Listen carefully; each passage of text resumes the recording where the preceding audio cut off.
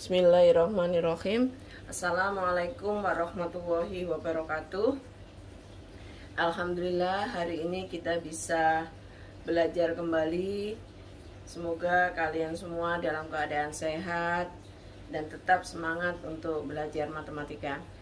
Oke, untuk hari ini kita akan melanjutkan bab baru. Karena kemarin matriks sudah selesai, kita masuk pada bab baru yaitu transformasi geometri.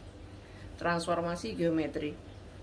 Prasyarat untuk bisa memahami transformasi geometri ini, kalian harus memahami tentang operasi matrik. Kemarin sudah ya, ada penjumlahan matrik, perkalian matrik harus bisa. Karena nanti di transformasi geometri ini tetap kita menggunakan matrik juga ada. Ya. Tujuan kita belajar hari ini yang pertama adalah kalian mengerti apa itu transformasi geometri. Kemudian kalian mengenal jenis-jenis transformasi dan bisa menggunakannya dalam menyelesaikan permasalahan dalam kehidupan sehari-hari. Khusus untuk hari ini kita hanya belajar tentang dua jenis transformasi saja, yaitu tentang pergeseran dan pencerminan. Oke, langsung saja ya. Transformasi geometri. Apa itu transformasi geometri? Untuk yang pertama kita mulai dari kata transformasi dulu. Transformasi itu berarti perubahan. Sekarang kalau ditambah geometri berarti transformasi geometri dia diartikan sebagai perubahan yang terjadi dalam ruang lingkup geometri. Bagaimana perubahan yang terjadi dalam ruang lingkup geometri itu? Yang dimaksudkan di sini adalah meliputi tentang peralihan posisi atau perubahan letak, perubahan posisi, kemudian perubahan bentuk, ya. Bisa juga perubahan ukuran, bisa diperbesar, bisa diperkecil. Itu adalah transformasi geometri. Oke. Untuk yang pertama kita langsung masuk pada translasi. Apa itu translasi? Translasi atau pergeseran. Yang namanya translasi atau pergeseran, istilah ini biasanya digunakan pada saat suatu titik itu mengalami perubahan letak, ya. Perubahan letak atau perubahan posisi. Sehingga translasi atau pergeseran adalah proses transformasi yang memindahkan titik-titik dengan jarak dan arah tertentu. Jarak dan arah tersebut ditunjukkan oleh vektor translasi yang ditulis dalam matrik kolom AB. A ini mewakili sejauh mana X akan dipindahkan, yang B ini mewakili satuan dari Y yang akan dipindahkan. Oke. Nih. Saya gambarkan pada diagram Kartesius. Ya. Misalnya ada sebuah titik yang koordinatnya adalah X, Y, ditranslasikan sejauh AB, sehingga pada saat X itu ditambah dengan A, titiknya menjadi di sini ya. Ini misalnya titik X ditambah A, kemudian yang sini kalau di sini Y ditambah B. Sehingga dari titik yang semula koordinatnya X, Y ya, menjadi P aksen yang koordinatnya adalah X ditambah A, Y ditambah B. Sehingga kalau kita tuliskan di sini PX itu nanti kalau P awalnya adalah X, Y ya, akan menjadi P aksen ya, yang titik koordinatnya adalah X aksen, Y aksen. Lah X aksennya itu adalah X ditambah A, Y aksennya adalah Y ditambah B. Ini kalau lihat gambarnya. Oke, secara jelasnya seperti ini. Suatu translasi T dengan vektor translasi AB mentransformasikan titik P ke P aksen. Secara pemetaan dapat dituliskan ini titik P, X, Y, translasi AB, maka menghasilkan P aksen X, A, X ditambah A, Y ditambah B. Jika P aksen adalah X aksen, Y aksen, maka dapat dituliskan bahwa X aksen sama dengan X ditambah A, Y aksennya adalah Y ditambah B. Tinggal menambahkan saja. Sehingga titik P aksen disebut bayangan titik P oleh translasi T sejauh AB. Contoh, tentukan bayangan titik-titik berikut. Ada titik A 2,3 ditranslasikan sejauh T 1,4. Titik B 4,6 ditranslasikan sejauh min 23. titik C min 3,5 ditranslasikan oleh T sejauh 4 min 5. Oke, kalau kita bisa menggunakan gambar boleh seperti ini gambarnya ya. Kita coba. Misalnya titik A tadi adalah 2,3. Ini 2,3. 2,3 ditranslasikan sejauh 1,4 ya, 1,4 berarti 1 sejauh X itu ke kanan ya, 1 karena 1 positif, 1 ke kanan di sini. Kemudian 4 B nya adalah 4 sejauh 1,4 berarti 4 ke atas, 4 langkah ke atas. 1 2 3 4 tadi di sini 1 2 3 4 berarti di titik 7 sini. Iya. Nah, ini adalah A aksen yaitu 3,7. Oke. 1 ke kanan, 4 ke atas, 4 langkah. 1 2 3 4 karena 1 4. Oke. Kemudian ini coba kita ginikan supaya ngerti. 1 4 itu 1 ke kanan, 4 ke atas, 1 2 3 4. Oke. Kemudian titik B mana titik B ini? Titik B koordinatnya berapa ini? 4, min 6. 4, min 6. Kemudian ditranslasikan sejauh min 23. Min 23. Berarti min 2 ke kiri, 3 ke atas. 1 2 ya. Kemudian ke atasnya 3 langkah. 1 2 3. Oke, jadi berapa titiknya? Ini adalah B aksen ya. Berapa titiknya? 2, X-nya 2 ya. 2, min 3. Oke. Sekarang titik C. Ini titik C. Titik C berapa koordinatnya? Min 3,5. Ditranslasikan sejauh 4 min 5. 4 min 5 berarti 4 ke kanan. 1 2 3 4 ya. 1 2 1 2 3 ya. 1 2 3 4 berarti di sini ya. 4 min 5 berarti turun di 1,0. Oke. Kalau kita mau hitung-hitungan pakai hitung-hitungannya tadi bisa ya. Titik A 2,3 dengan translasi 1,4, maka A aksennya adalah 2 ditambah 1, 2 ditambah 1, 3 ditambah 4. 2 ditambah 1 adalah 3, 3 tambah 4 adalah 7, sehingga A aksen adalah 3,7. Oke. Kemudian yang ini adalah titik B 4, min 6 oleh translasi min 2, 3, sehingga X aksennya adalah X ditambah A, Y aksennya Y ditambah B, X ditambah A adalah 4 ya, X-nya ya, tambah A-nya min 2. 4 tambah min 2, 2. Y-nya berapa? Min 6. Ditambah B-nya berapa? 3. Min 6 tambah 3, min 3. Ya. Kemudian, berikutnya, X aksen sama dengan X ditambah A. X-nya berapa? Min 3 tambah 4, 1. Y aksen Y ditambah B, 5 ditambah min 5 sama dengan 0. Sehingga titiknya 1,0. Oke. Oke ya. Kemudian titik berikutnya. Misalnya soal nomor 2, titik 2,3 merupakan bayangan oleh translasi 4, min 1.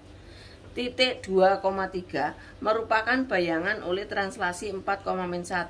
Maka titik asalnya adalah kita disuruh mencari titik asal.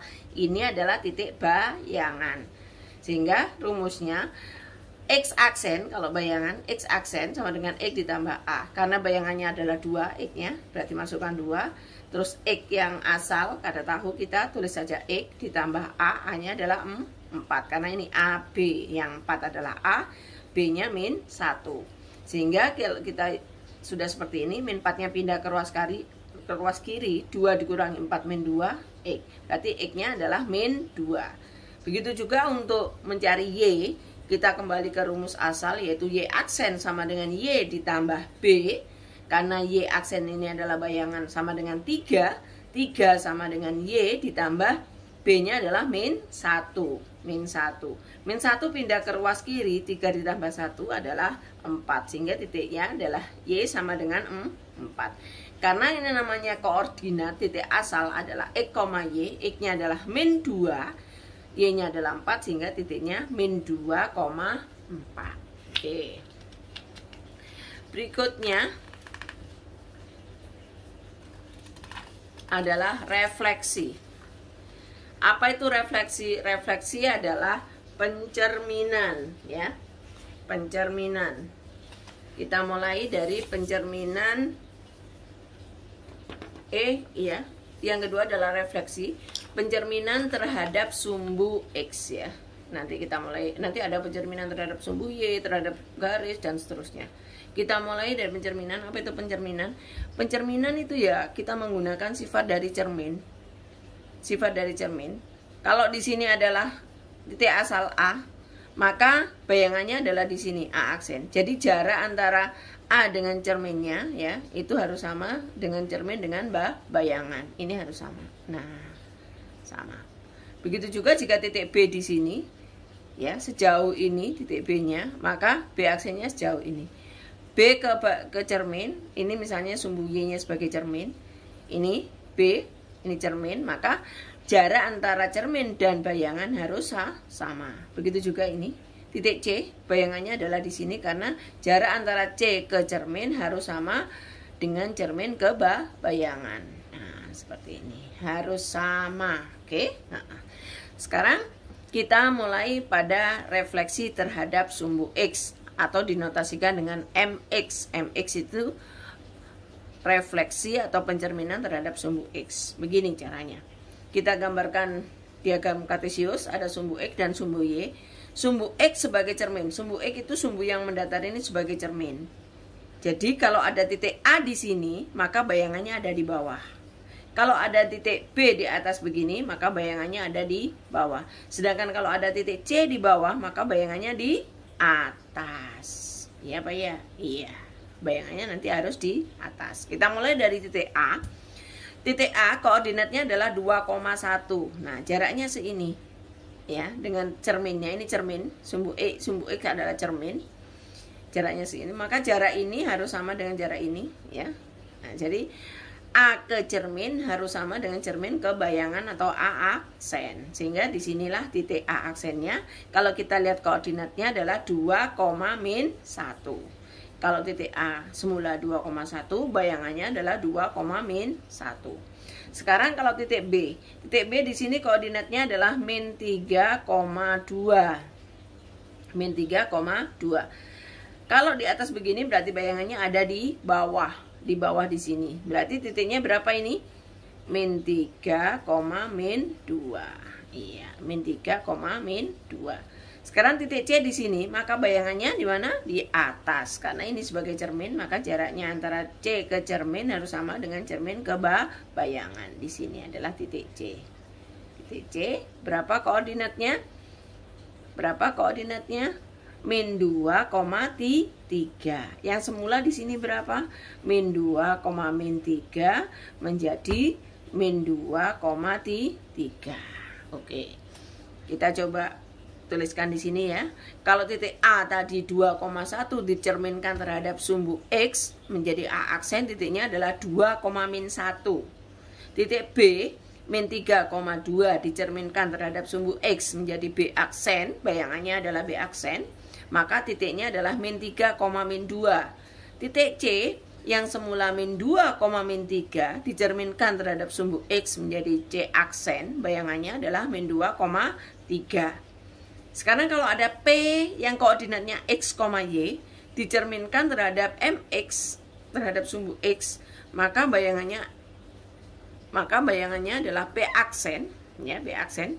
Apa yang terjadi di sini? Kita amati satu persatu. Yang semula 2,1 menjadi 2,-1, -3,2 menjadi -3,-2, -2,-3 menjadi -2,3. Apa yang terjadi? Iya.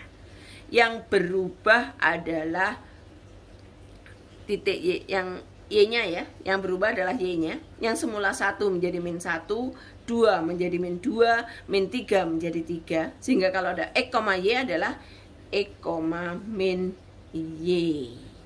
X, min Y. Sehingga kalau ada titik Q 3,7 terhadap sumbu X, tidak dicerminkan terhadap sumbu X, bayangan titik Q terhadap sumbu X adalah apa? Q aksen yang titiknya adalah 3, min 7. Yang berubah adalah ordinatnya, absis, ordinat kan ya. Yang berubah adalah Y-nya di sini, yang semula 7 menjadi min 7.